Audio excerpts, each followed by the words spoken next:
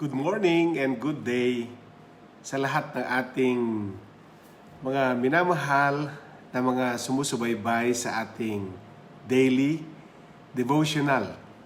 Welcome po sa ating daily devotional, and today is Friday.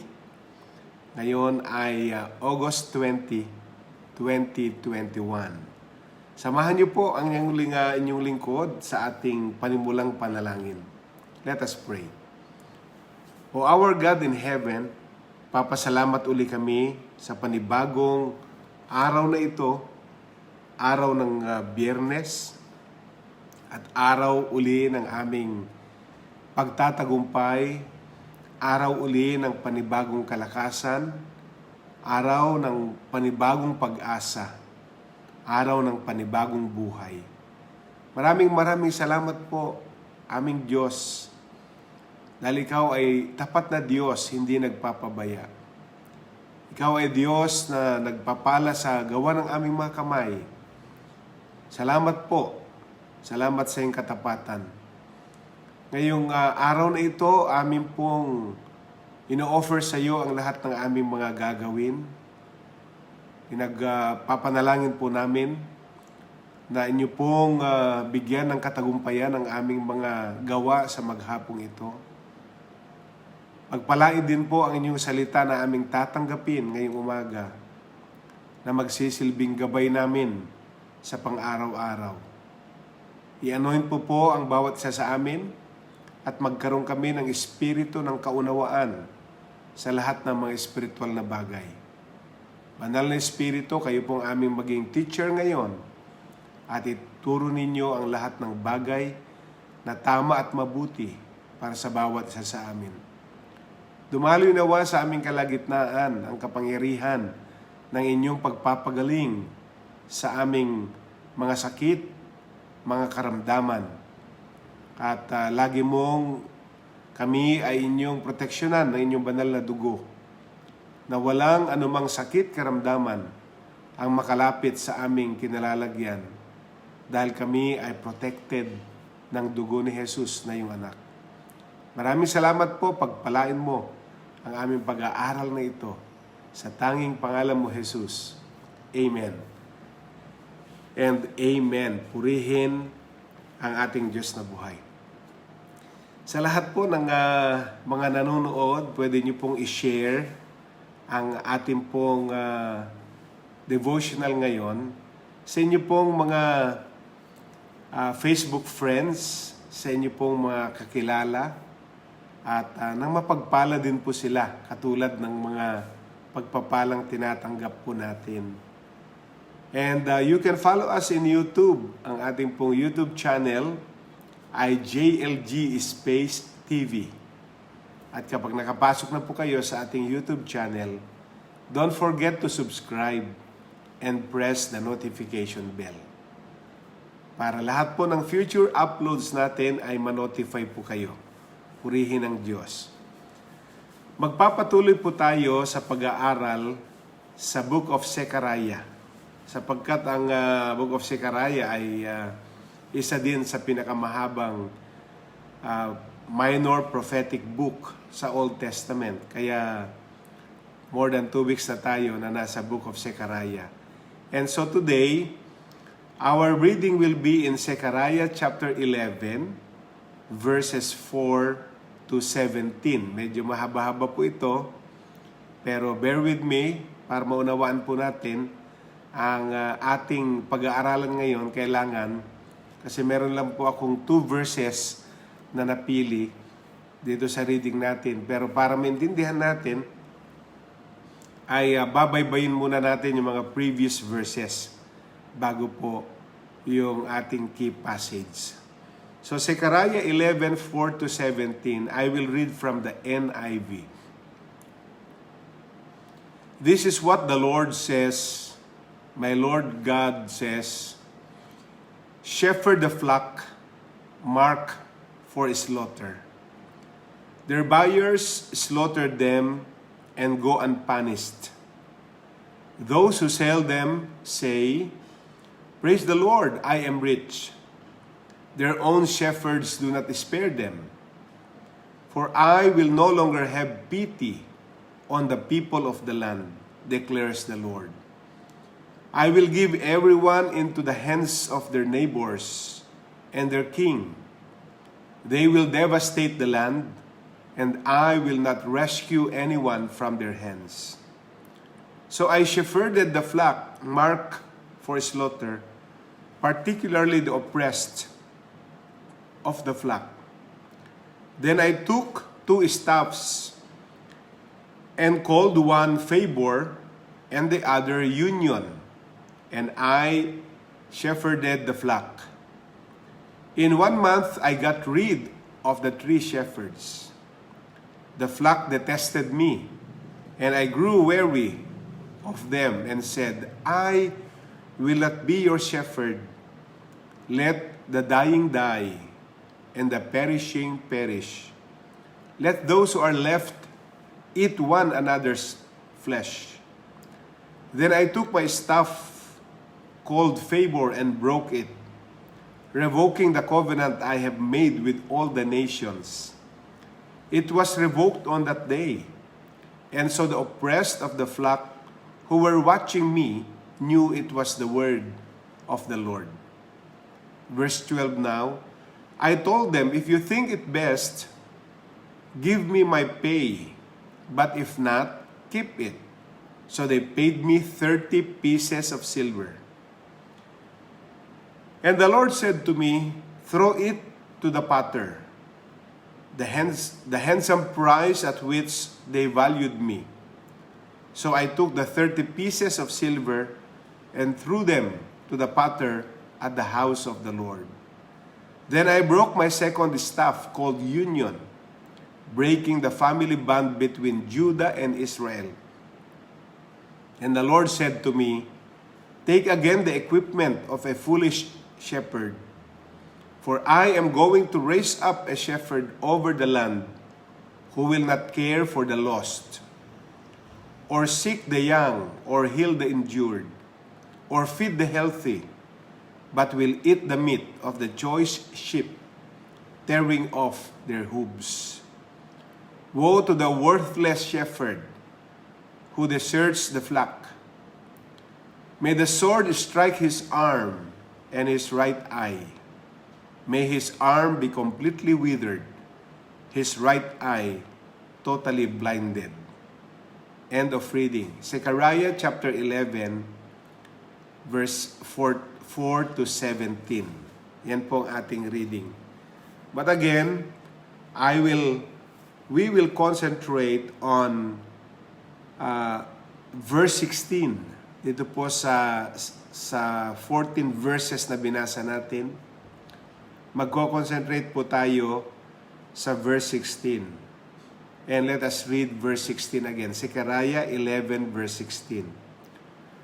For I am going to raise up a shepherd over the land who will not care for the lost, or seek the young, or heal the injured, or feed the healthy, but will eat the meat of the choice sheep, tearing off their hooves. Zechariah 11 verse 16.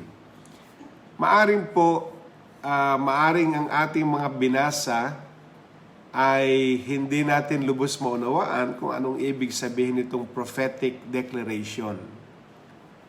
Pero sa simpleng unawa,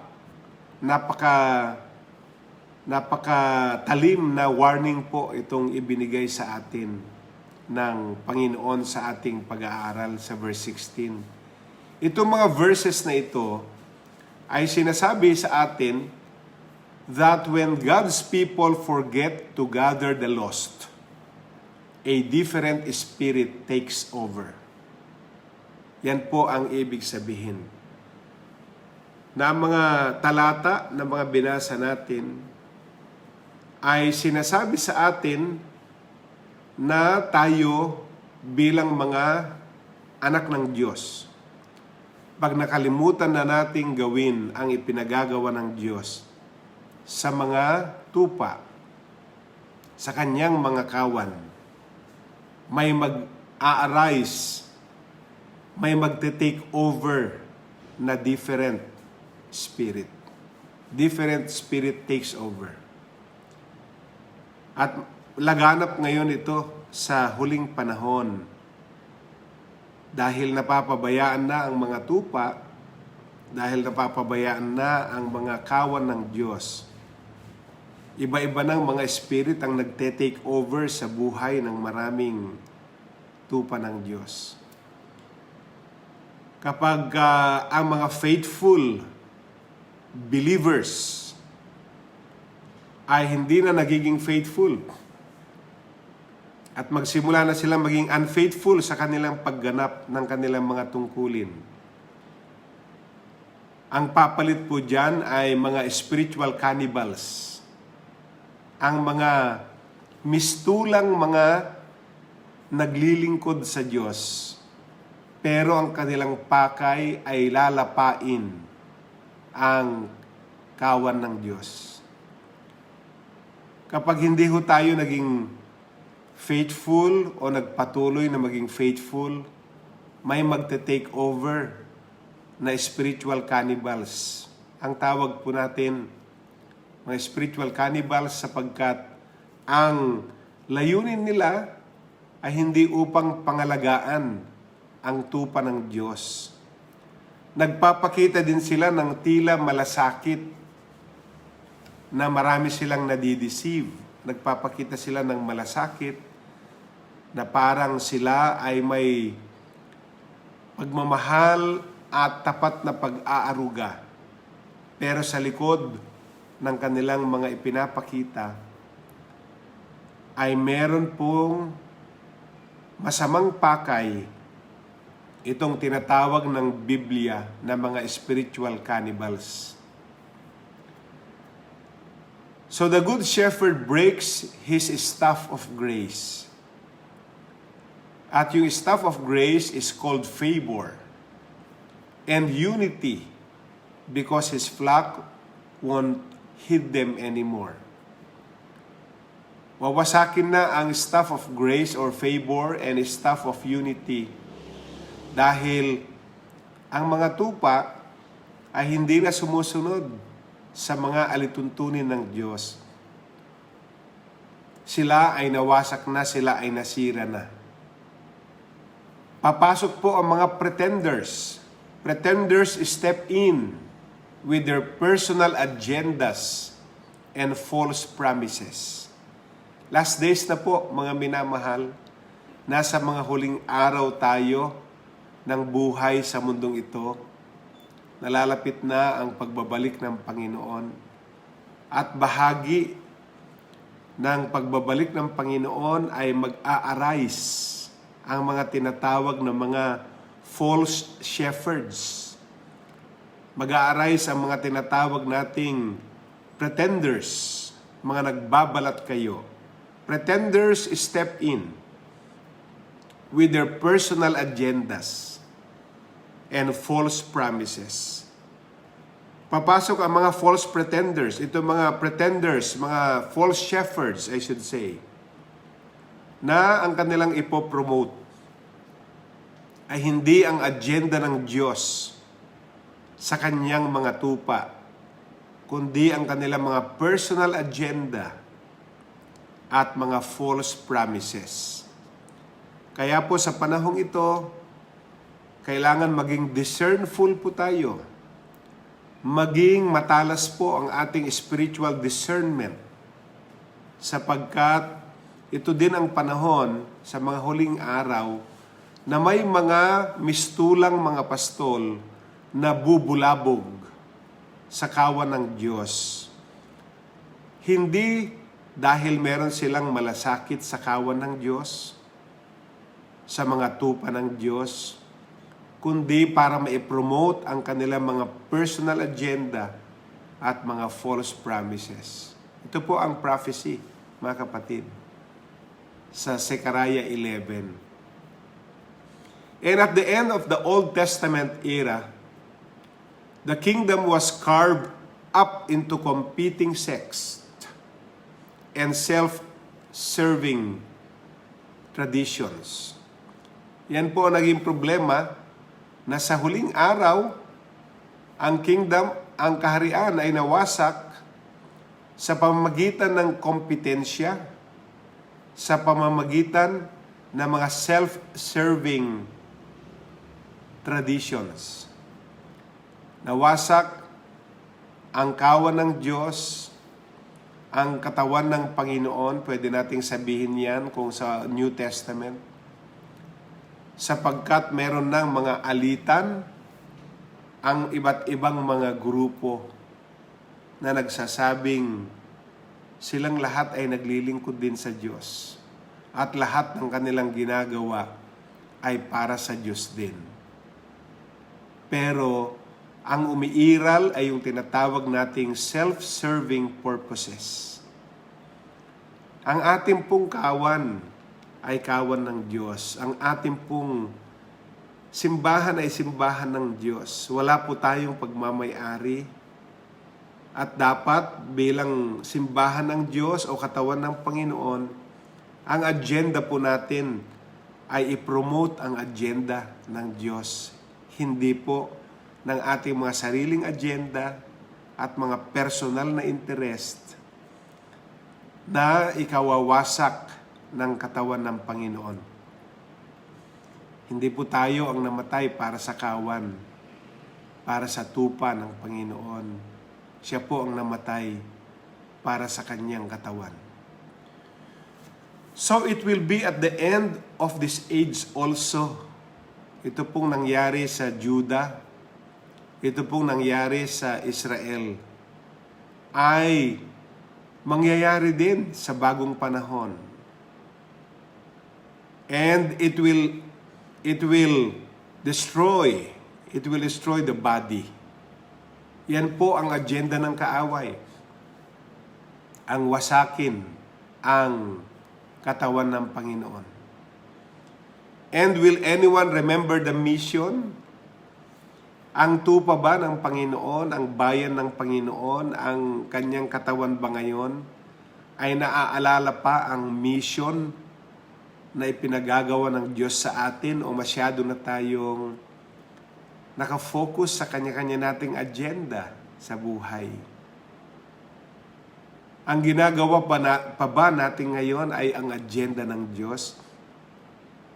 O sari-sariling agenda na rin natin ang ating focus?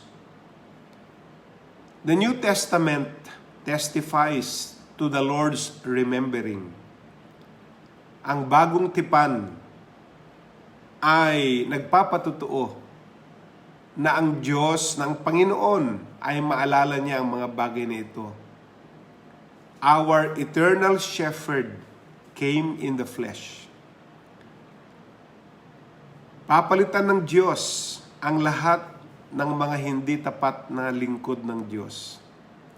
At siya na ang magte-take over sa lahat ng mga great pretenders. Yung mga nagmimistulang may malasakit sa kanyang katawan, ngunit ang kanilang agenda ay wasakin ang katawan ng Panginoon. Sa New Testament, babalik po ang Panginoon at siya na ang magte-take over sa mga naglilingkod na nagpabayana sa kawan ng Diyos. Though betrayed for a small sum of money, yung binanggit po kanina ay 30 silver coins, and handed over to cannibal powers. Ano po ang ginawa ng ating chief shepherd? He sacrificed his precious life to redeem the lost and gather them into one flock from every tribe, tongue, and people. Siya po ang tunay na halimbawa ng isang lingkod ng Diyos.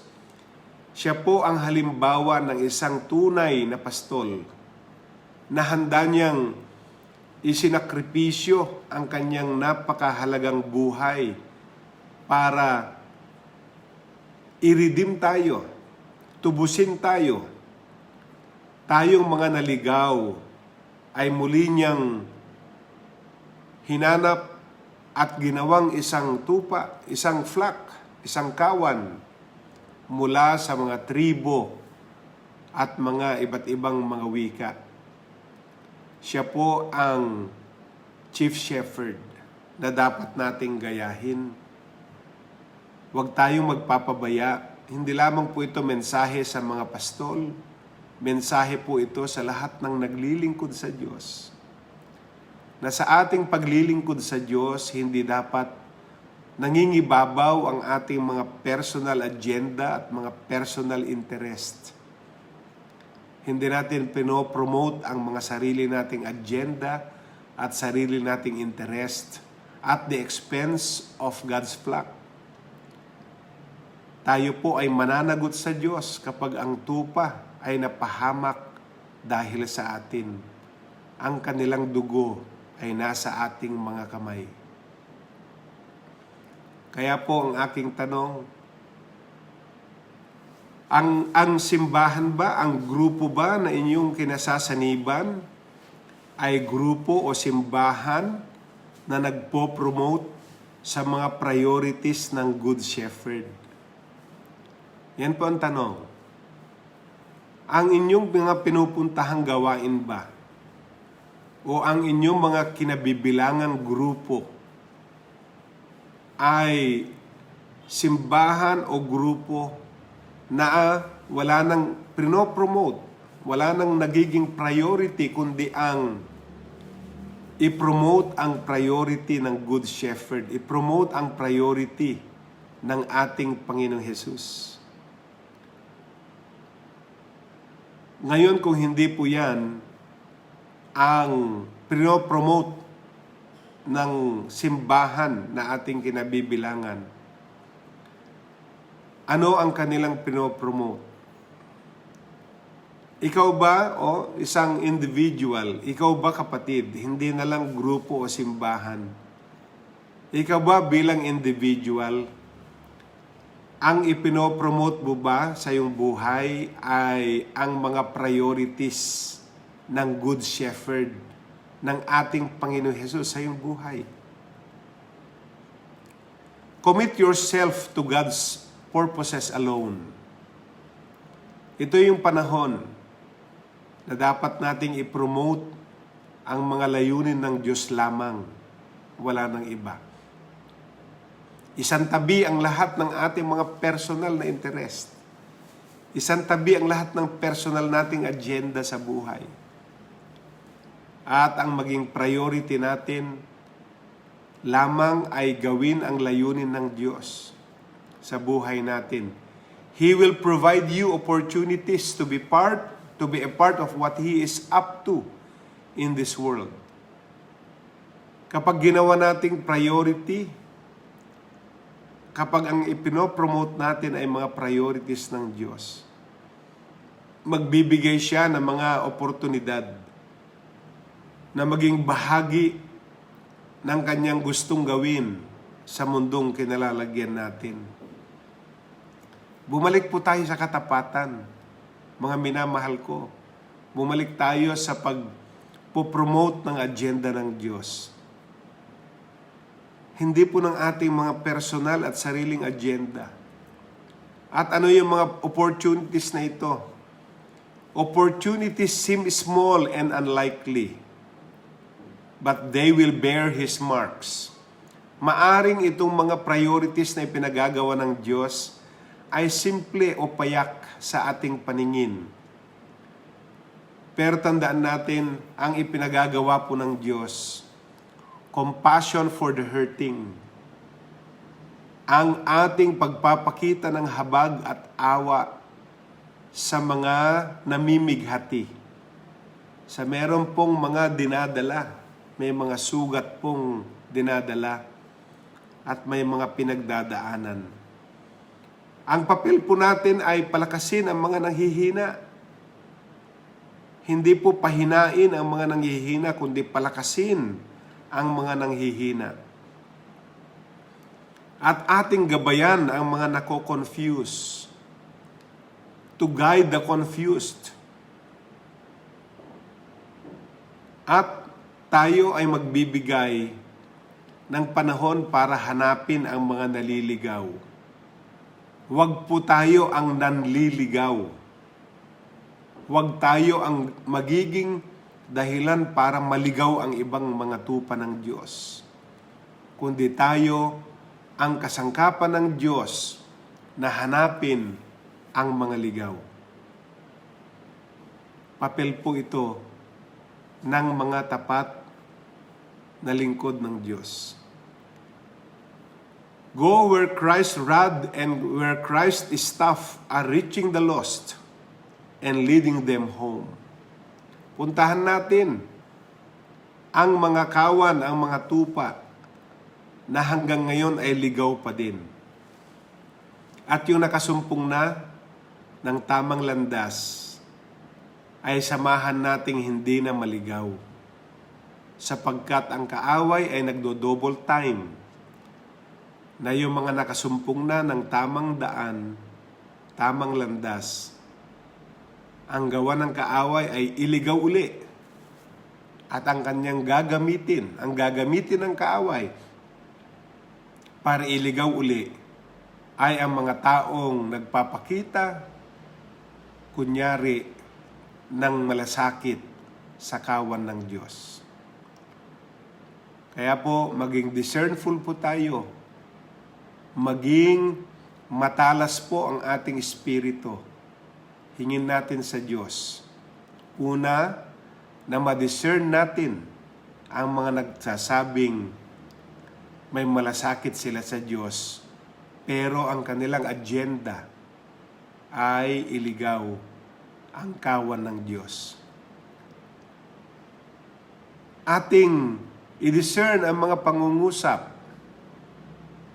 sapagkat hindi lahat ay pangungusap na nagpo-promote sa agenda ng Diyos. May mga pangungusap na nagpo-promote sa agenda ng mga cannibal powers ang tawag natin.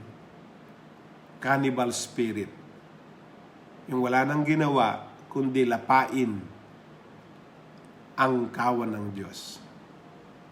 Mapagbantay po tayo sa panahong ito sapagkat ito ang panahon na ang kaaway ay nagdo-double time sapagkat alam niya na ang kanyang panahon ay maliit na lamang, kakaunti na lamang at malapit na siyang hatulan at ilagay sa dapat niyang kalagyan.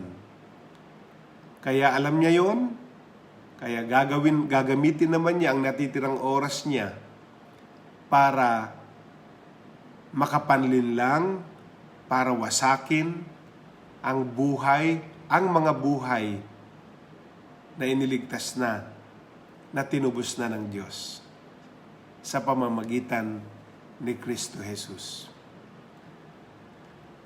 Atin pong i-declare ngayon ang ating daily declaration. Sabihin natin, Dear God, it's easy for us to forget your purposes. Remind us of your grace. Remind us of your unity. And remind us of our mission. Amen. One more time say, Dear God, it's easy for us to forget your purposes. Remind us of your grace. Remind us of our unity.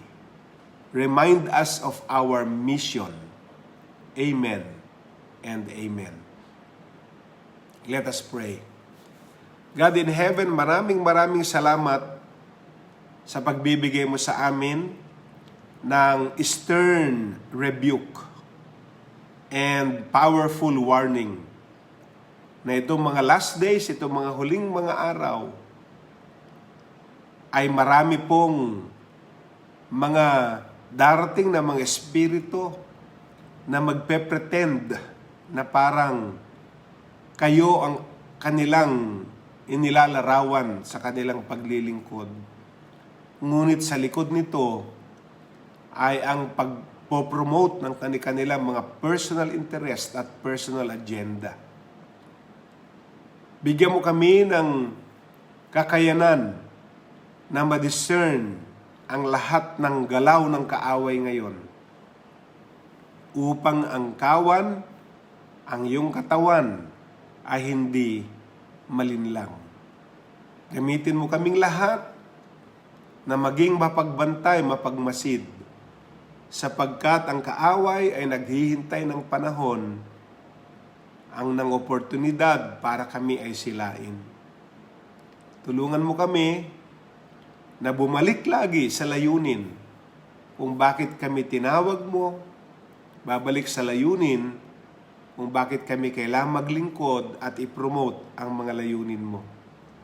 Pagpalain mo po ang lahat ng tinanggap naming mga babala at mga encouragement sa araw na ito. Pagpalain niyo po kaming lahat sa tanging pangalan mo, Jesus. Amen and amen. Purihin ang Diyos na buhay.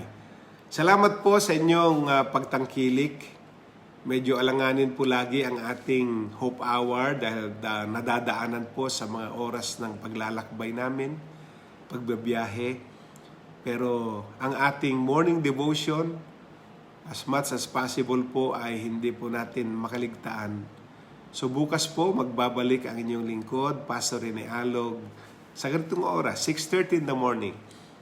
Nandito pa rin po kami sa Urdaneta City at maglalakbay uli para gampanan ang ipinagagawa ng Diyos. Ipanalangin po ninyo lagi kami at ipapanalangin din po namin lagi kayo. God bless us all and Shalom.